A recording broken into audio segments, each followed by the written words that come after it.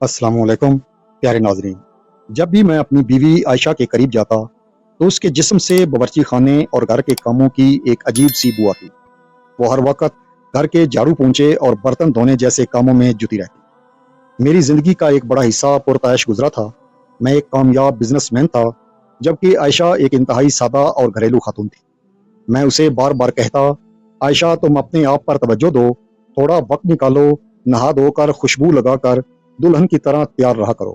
میں نے تمہیں کام کرنے کے لیے نہیں لایا، گھر کے کاموں کے لیے کوئی ملازمہ رکھ لو۔ زندگی ایک بار ملتی ہے، اسے انجوائے کرنا سیکھو۔ مگر وہ میری بات ہنسی میں اڑا دیتی یا خاموش ہو جاتی۔ اس کا یہ بیزار کن روٹین اور ہر وقت تھکی تھکی سی شکل مجھے پاگل کر دیتی تھی۔ مجھے لگتا تھا کہ میری زندگی میں رنگینی اور سکون کی شدید کمی ہے۔ جب اس نے میری بات سمجھنے سے مسلسل انکار کیا تو میرے دل میں یہ خیال پختہ ہو گیا کہ اب مجھے دوسری شادی کر لینی چاہیے۔ ایک رات جب ہم دونوں کمرے میں تھے، میں نے عائشہ سے دوسری شادی کی اجازت مانگی۔ وہ کچھ لمحے ساکت کھڑی رہی، جیسے اس کے اندر کچھ ٹوٹ رہا ہو۔ پھر بڑی دھیمی آواز میں بولی، کل رات کو بتاؤں گی۔ مجھے لگا وہ مان گئی ہے اور اپنی تقدیر سے سمجھوتا کر لے گی۔ اگلی رات جب میں پرجوش تھا، اس نے سرد موری سے کہا، ٹھیک ہے ساجد، تم دوسری شادی کر لو، مجھے کوئی اعتراض نہیں، بس میری ایک شرط ہے۔ میں نے خوشی کے مارے کچھ سوچے سمجھے بغیر فوراً ہاں کر دی۔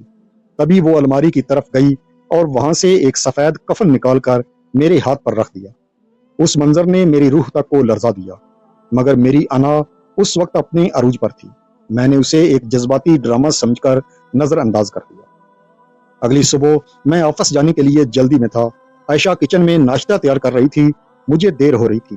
میں نے طیش میں آ کر چیخنا شروع کر دیا، عائشہ کتنی دیر اور میں لیٹ ہو رہا ہوں۔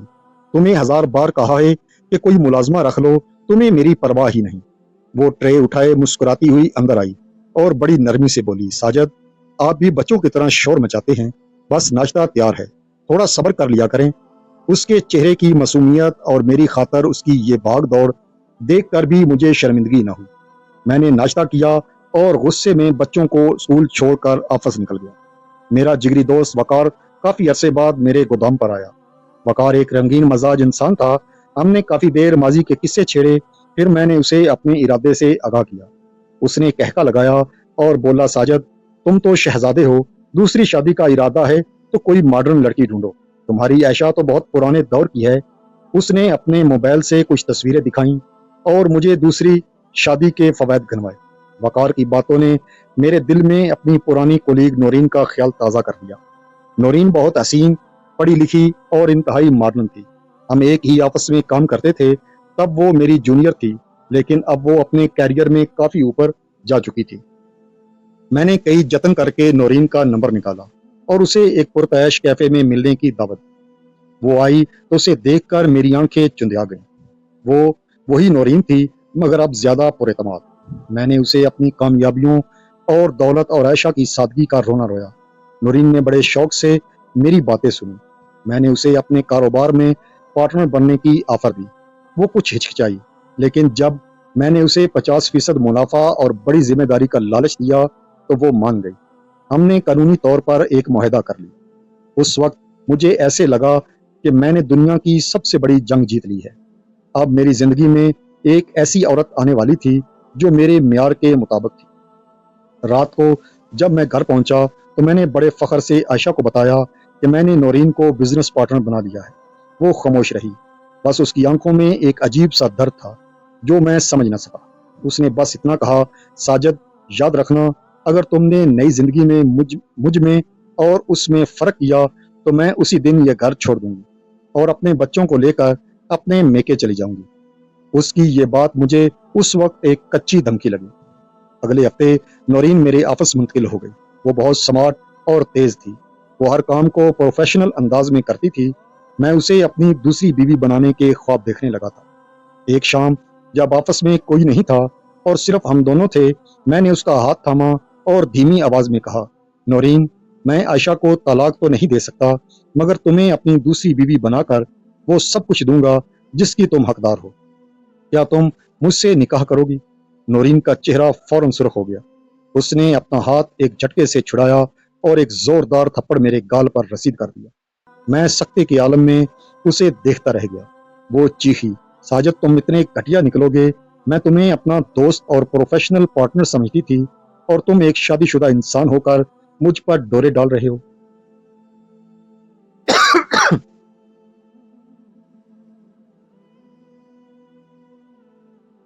میں تمہیں اپنا دوست اور پروفیشنل پارٹنر سمجھتی تھی اور تم ایک شادی شدہ انسان ہو کر مجھ پر ڈورے ڈال رہے ہو۔ تمہارے تو 2 بچے بھی ہیں، شرم آنی چاہیے تمہیں۔ تم جیسی ذہنیت کے لوگ صرف جسم کی پوجا کرتے ہیں، دلوں کی نہیں۔ میں نے سنبھلنے کی کوشش کی، نورین دیکھو مگر وہ مجھ پر برس پڑی۔ کچھ مت کہو، ہمارا معاہدہ ختم، مجھے میرے شیئر کی رقم دو، میں کل سے اس آفس میں نظر نہیں آؤں۔ میرا دل بیٹھ گیا۔ میں نے اسی وقت اسے آدھے کاروبار کی مالیت کا چیک لکھ کر دیا۔ میرا بہت بڑا مالی نقصان ہوا، مگر اس کے تھپڑ نے میرے دماغ کے پردے کھول دیے تھے۔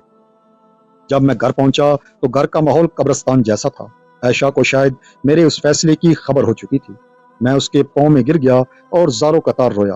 عائشہ مجھے معاف کر دو، میں بھٹک گیا تھا، میں کوئی دوسری شادی نہیں کر رہا۔ عائشہ نے مجھے اپنے سینے سے لگایا اور بولی، ساجد، جو عورت تمہاری ہنسی میں شریک ہو وہ وقتی طور پر اچھی لگ سکتی ہے، مگر جو تمہارے دکھوں میں شریک ہو وہ تمہاری اصل بیوی ہے۔ نورین تو تمہاری دولت اور عہدے کی پارٹنر تھی، مگر میں تمہاری زندگی کی پارٹنر ہوں۔ ساجد کی زندگی کا یہ واقعہ اس کے لیے ایک ایسی تلخ حقیقت بن کر ابھرا جس نے اس کی آنکھوں سے انا اور دھوکے کی پٹی اتار دی۔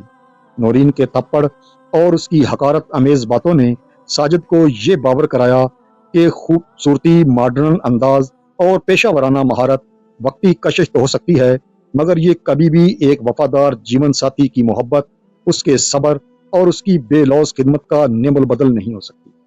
نورین نے تو صرف اس کی دولت اور پوزیشن کو اپنا ہدف بنایا تھا، لیکن عائشہ وہ خاموش کوئی حمالیہ تھی جس نے ساجد کی تمام تر کوتاہیاں، غصے اور زیادتیوں کے باوجود اسے کبھی تنہا نہیں چھوڑا تھا۔ ساجد کو یہ سمجھنے میں دیر ضرور لگی، مگر اب اسے یہ ادراک ہو چکا تھا کہ گھر کا سکون بہر کی چکا چوند میں نہیں، بلکہ اس عورت کے وجود میں ہے جو آپ کے لیے دن بھر رات بھر جاگتی ہے، آپ کے دکھوں کو اپنے سینے میں چھپاتی ہے اور آپ کی انا کو ٹھیس پہنچائے بغیر آپ کو سنبھالتی ہے۔